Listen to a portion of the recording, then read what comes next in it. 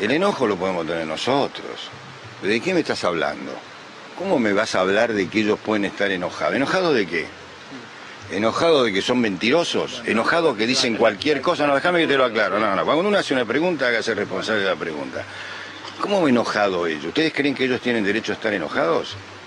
Les pregunto, ahora soy yo. No, yo derecho no tengo, no creo que tengan derecho, pero digo, me sorprende.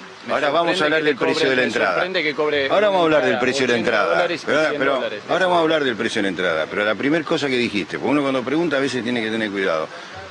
Vos, te pregunto, ¿vos creés que ellos tienen derecho a estar enojados? Muy bien.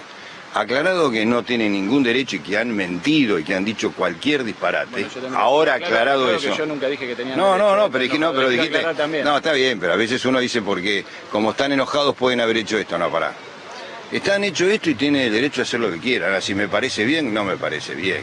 No pueden tener un precio para los locales, un precio para los visitantes, no puede ser un precio de una diferencia tan grande. Pero bueno, el derecho lo tienen. ¿Qué opino yo como presidente de River? Es un abuso.